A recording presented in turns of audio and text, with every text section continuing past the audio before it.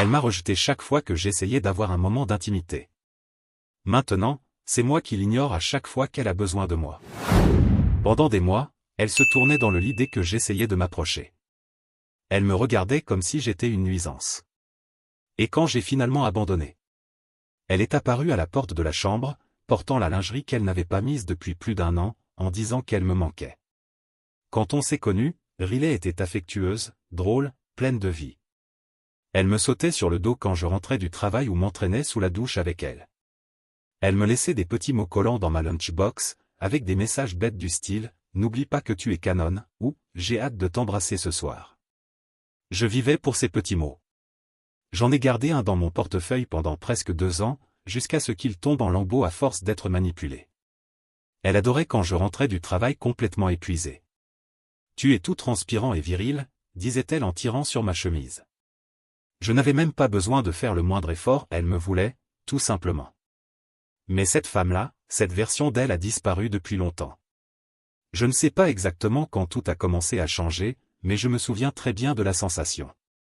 C'était comme une chanson qu'on adore, qu'on baisse petit à petit, jusqu'à ne presque plus rien entendre. Au début, je pensais que c'était juste de la fatigue. Le travail, les enfants, le stress. La vie pèse. Je me suis tu. Mais les semaines sont devenues des mois. Les changements ont d'abord été subtils. J'essayais de la prendre dans mes bras au lit, elle se tournait. Je tentais d'embrasser son cou pendant qu'elle pliait le linge, elle se raidissait. Je faisais une blague en disant qu'on avait besoin d'un petit dîner romantique, elle levait les yeux au ciel, comme si j'étais un gamin trop collant. Et tu sais, je n'ai jamais été le genre d'homme à quémander de l'attention. J'ai toujours été solide. Présent. Je fais ma part. Je n'ai jamais trompé, jamais crié sur elle, jamais fait quoi que ce soit pour qu'elle se sente en danger. Je paye les factures, je répare ce qui casse, et je suis à la maison tous les soirs à 18h. Mais ça en est arrivé au point où chaque tentative de me connecter à elle, que ce soit physiquement ou émotionnellement, se heurtait à une porte fermée. Je m'allongeais à côté d'elle, fixant le plafond, en me demandant à quel moment on s'était perdu. Elle a commencé à dire des choses comme « J'en ai pas envie en ce moment. Tu ne penses qu'à ça. Les enfants me vident toute mon énergie. Tout ne tourne pas autour du sexe, Logan. Et tu sais, je comprends. Vraiment. L'intimité, ce n'est pas que physique. Je sais qu'être mère, ça épuise. Mais là, ce n'était plus de la fatigue. C'était un choix. Elle choisissait de s'éloigner. Choisissait de me rejeter, nuit après nuit, comme si j'étais un pervers qui l'harcelait et pas l'homme qui avait construit une vie à ses côtés. J'en suis arrivé à avoir honte de tenter quoi que ce soit. Imagine ça, un homme adulte, dans sa propre maison, marié à la femme qu'il aime, et honteux de la toucher. Je posais la main sur son bras et j'attendais déjà ce soupir, un mélange d'agacement et d'ennui. J'essayais de l'embrasser, elle tournait la tête, me donnant seulement la joue. Un jour, je lui ai préparé un petit déjeuner spécial avec un mot, « Ça te manque ?» Elle a juste répondu, « Me fais pas culpabiliser, Logan. » Ça m'a profondément blessé. Je ne voulais pas qu'elle se sente coupable. Je voulais juste lui rappeler ce que c'était, d'être désiré. Mais la vérité, c'est que je ne m'étais pas senti désiré depuis bien longtemps. Et petit à petit, je me suis éteint. J'ai arrêté de faire des blagues au dîner. J'ai arrêté de la prendre par surprise dans la cuisine. J'ai arrêté de proposer des week-ends en amoureux ou des sorties. Parce qu'au bout d'un moment, le rejet ne fait pas que blesser, il humilie. Il te fait te sentir minuscule. Au travail, j'étais toujours le même. Le gars fiable, ponctuel, qui règle tout. Mais à l'intérieur, je me sentais comme un fantôme. Comme si je disparaissais de ma propre vie. Et le pire ? Je ne pouvais en parler à personne. Essaie de dire à un autre homme, ma femme ne m'a pas touché depuis 6 mois. Tu récoltes soit un silence gêné, soit une mauvaise blague sur le canapé. J'ai arrêté d'essayer. Et chaque fois que j'essayais d'ouvrir mon cœur avec elle, la réponse était la même. Je suis que ça pour toi. Tu ramènes toujours tout au sexe. Tu ne comprends pas ce que je vis. Peut-être que je ne comprends vraiment pas. Peut-être que je ne comprendrai jamais ce que c'est d'équilibrer travail, enfants, hormones et tout le reste. Mais je sais exactement ce que ça fait, de s'allonger à côté de quelqu'un et de se sentir complètement seul. Je sais ce que ça fait de voir ta femme sourire plus à son téléphone qu'à toi. De rentrer à la maison et de sentir que tu es un fardeau, pas un partenaire. Et puis, quelque chose en moi s'est cassé. Pas d'un coup. Lentement. Comme un robinet qui goutte jusqu'à ce que l'évier déborde. J'ai commencé à tout remettre en question. Pas seulement notre mariage, mais moi-même. Est-ce que je n'étais plus attirant?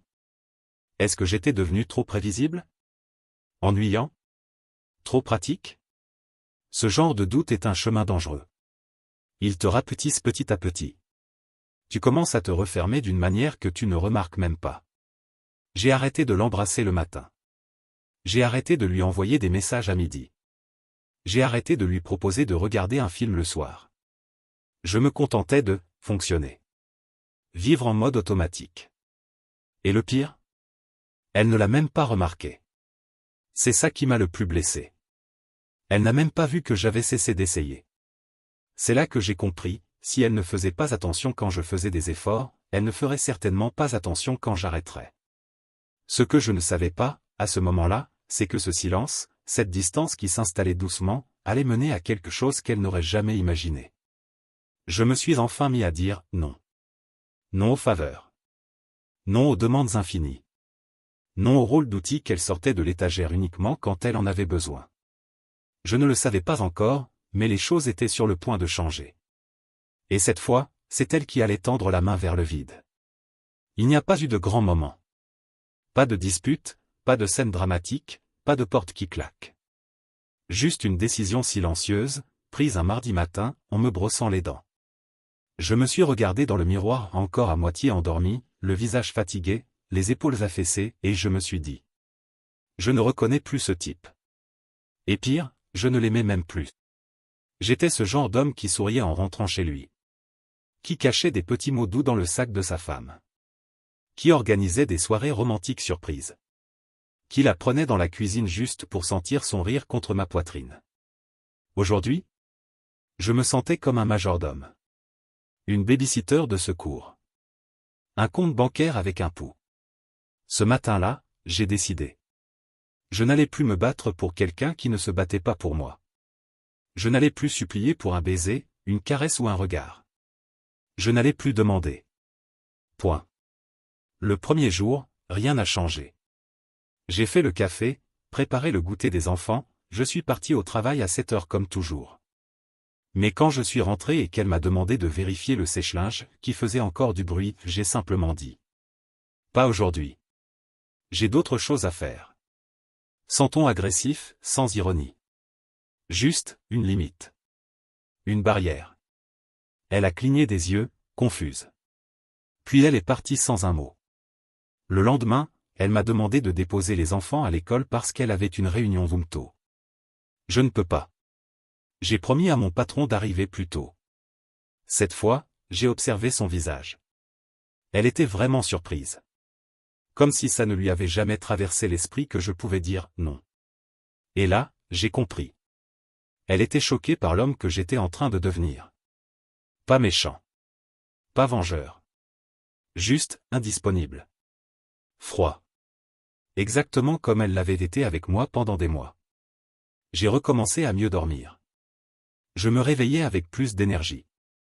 J'avais de nouveau faim. J'ai repris la course le matin, un peu de muscu le soir. Rien d'extrême, juste assez pour transpirer la frustration et me rappeler ce que c'est d'agir pour moi, pas pour elle. Et petit à petit, mon silence a commencé à faire plus de bruit que n'importe quelle dispute qu'on avait pu avoir. Elle a commencé à le remarquer dans les petits détails. Je ne l'invitais plus à regarder un film avec moi. Je ne lui faisais plus de massage avant de dormir. Je ne préparais plus de tisane quand elle travaillait tard. Je rentrais à la maison, je mangeais, je prenais ma douche et j'allais dans le garage. J'écoutais de la musique ou je regardais des outils en ligne. Sans parler. Sans me plaindre. Un soir, vers 10 heures, elle est descendue au garage avec 2 tasses de thé. « Tu as encore disparu » dit-elle en plaisantant à moitié. Je l'ai regardée, je me suis adossé à ma chaise et j'ai répondu. J'avais juste besoin d'un peu d'air. Elle est restée plantée là quelques secondes, comme si elle attendait quelque chose. Peut-être un sourire. Un signe de culpabilité. Mais je n'ai rien donné. J'ai juste hoché la tête et je suis retourné à mon téléphone. Elle est partie sans un mot. Après ça, tout a commencé à s'effondrer de son côté. Elle est devenue en manque. Mais pas de manière romantique. Tout était transactionnel. Chaque conversation tournait autour de ses besoins. Tu peux réparer la clim. Elle ne refroidit plus. Tu peux passer au supermarché? Je suis débordé. Les éboueurs ne sont pas passés. Tu peux appeler la mairie? Ma réponse? Tu peux appeler. Tu as une voiture. Tu as des mains. Encore une fois, sans crier. Sans sarcasme.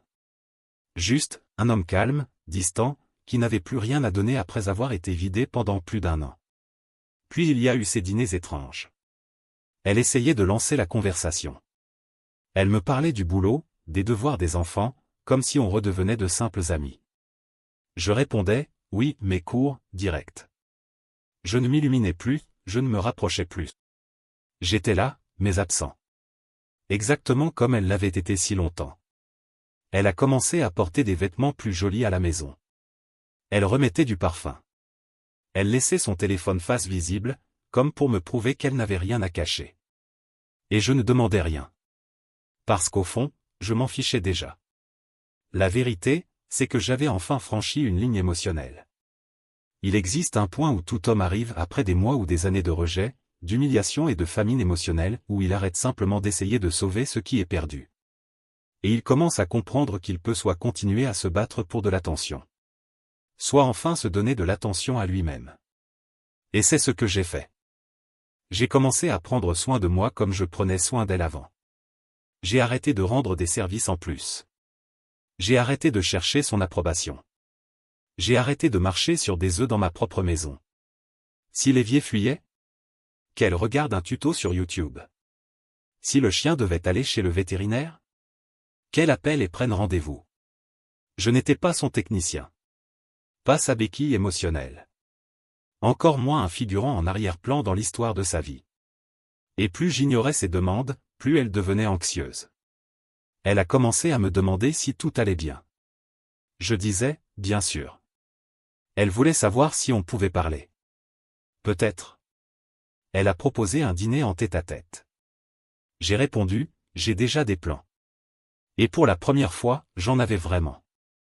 Un plan de manger des ailes de poulet tout seul et de regarder un match de foot en silence. Et tu sais quoi? C'était mieux que n'importe quelle conversation forcée qu'on aurait pu avoir. Puis est venue la nuit où elle a finalement craqué. J'étais allongé dans le lit, sur mon téléphone, quand elle est entrée en lingerie, celle qu'elle n'avait pas mise depuis plus d'1 an. La même qu'elle portait quand elle voulait vraiment me séduire. Elle est restée debout au bord du lit et a dit. J'ai l'impression qu'on s'éloigne. On peut réparer ça. Je ne l'ai même pas regardé tout de suite. J'ai fini de lire sur mon téléphone, je l'ai posé sur la table de nuit, puis je l'ai regardé droit dans les yeux et j'ai répondu. Tu m'as rejeté chaque fois que j'ai essayé de te toucher. Chaque fois que j'avais besoin de toi, tu m'as fait me sentir petit. Maintenant, c'est toi qui as besoin de moi, et je n'ai plus rien à donner. Elle est restée figée. Choquée. Blessée. En colère. Tu me punis, a-t-elle demandé. J'ai secoué la tête. Non. Je me protège.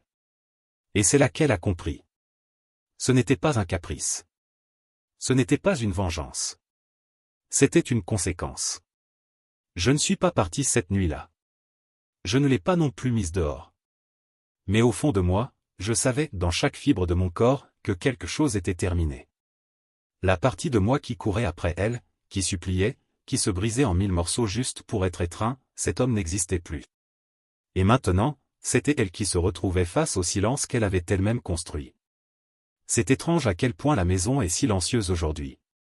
La télé est toujours allumée le soir. Le frigo fait toujours ce petit bruit. Les enfants rient encore. Mais le reste a changé. Il y a un silence entre nous maintenant. Ce n'est pas un silence de dispute. Ce n'est pas de la colère. C'est un silence de distance. Cette distance qui apparaît quand quelqu'un arrête tout simplement de se soucier assez pour combler le fossé. Et cette personne, c'est moi. Je ne suis pas parti de la maison. Je n'ai pas trompé. Je n'ai pas crié. Je n'ai pas fait d'accusation. J'ai juste arrêté de donner ce qui n'était pas apprécié.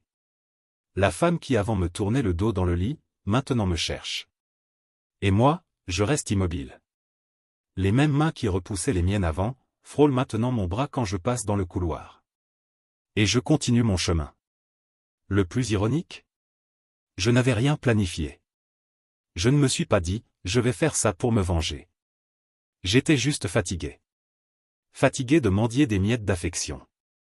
De toujours être celui qui initie la conversation, le contact, l'intimité, le pardon. J'ai donné, jusqu'à être vide. Et quand j'ai accepté que le puits était à sec, je suis parti. Pas physiquement, mais émotionnellement.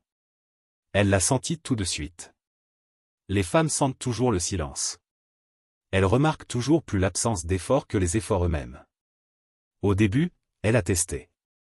Tu veux regarder un film avec moi? Pas envie. Tu veux que je cuisine quelque chose de spécial?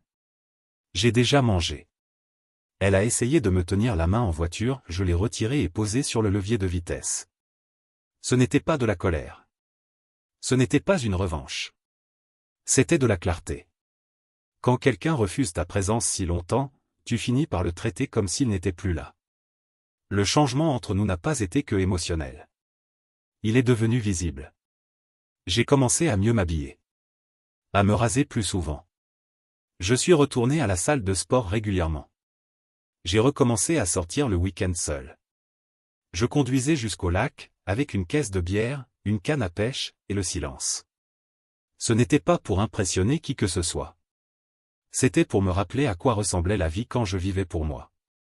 Et bien sûr, ça l'a encore plus déstabilisé. Elle a commencé à poser des questions. Tu vas où? Pourquoi tu agis comme ça? Tu vois quelqu'un? Je ne donnais pas de réponse. Je haussais les épaules. Je répondais par des phrases courtes. Ou je disais juste, t'occupe pas de ça. La femme qui me considérait avant comme invisible, ne pouvait plus arrêter de me regarder. Elle a recommencé à m'envoyer des messages dans la journée. J'espère que ta journée se passe bien. Tu me manques. Je pense beaucoup à nous. Je n'ai jamais répondu. Pas par cruauté. Mais parce que ces réflexions, je les avais déjà eues, des mois plus tôt. Quand je me couchais à côté de quelqu'un qui me traitait comme un poids. Un homme ne peut rester silencieux qu'un temps. Après ça, il se lève et s'en va. S'il ne part pas avec ses pieds, il part avec son cœur. La nuit où tout a finalement éclaté, c'était un jeudi. Les enfants dormaient déjà. J'étais assis à la table de la cuisine, en train de finir des papiers d'un chantier électrique que j'avais supervisé à Brentwood. Elle s'est assise en face. Elle est restée silencieuse un moment, puis elle a dit. Je sais que j'ai été distante. Mais j'essaie. C'est toi qui es froid maintenant. Je n'ai même pas levé la tête. Je sais. Elle a continué.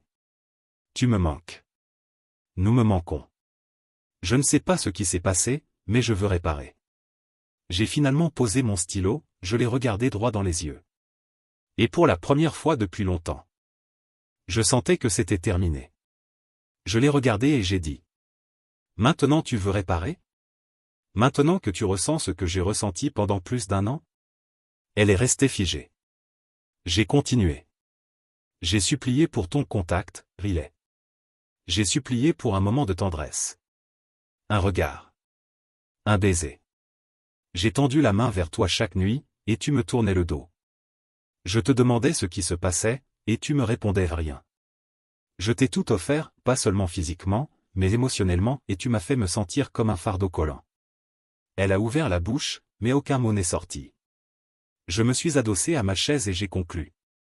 Maintenant que j'ai arrêté de demander, maintenant que je n'ai plus besoin de toi, soudainement tu me veux de nouveau? Mais la vérité, c'est que tu ne rejetais pas juste l'intimité. Tu me rejetais, moi.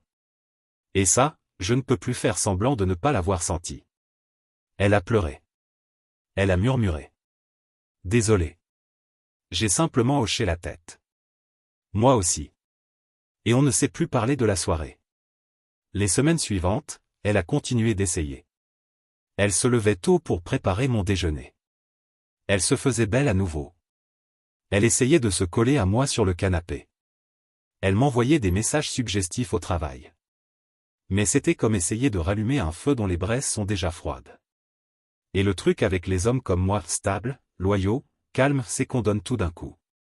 Mais quand on part, on ne revient pas. J'ai commencé à passer plus de temps dehors. Longue balade. Entraînement tardif. Balade en voiture sans but.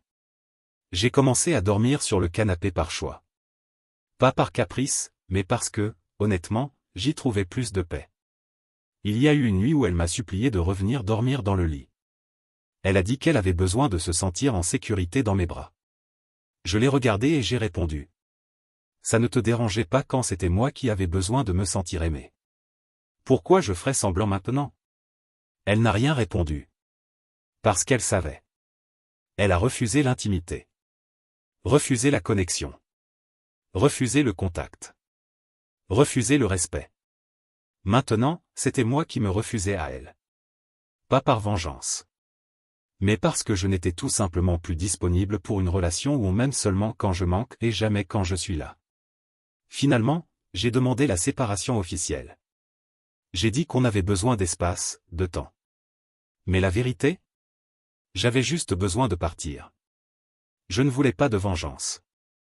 Je ne voulais pas de fin théâtrale. Je voulais juste une chose qu'elle ne m'a jamais donnée à la fin.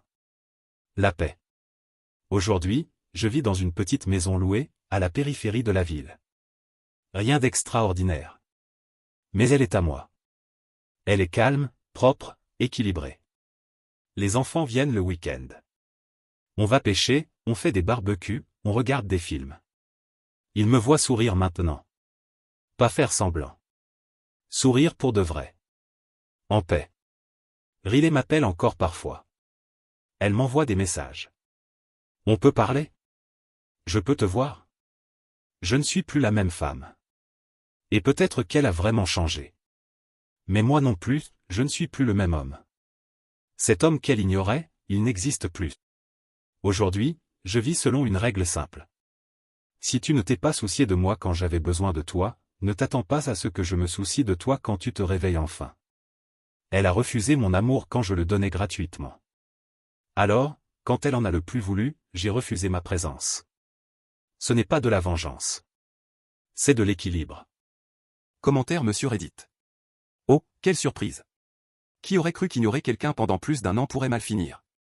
Elle pensait sûrement qu'il resterait là pour toujours, comme un paillasson à l'entrée. Mais devine quoi? Même le paillasson finit un jour à la machine. Bonne chance, Riley, tu vas en avoir besoin.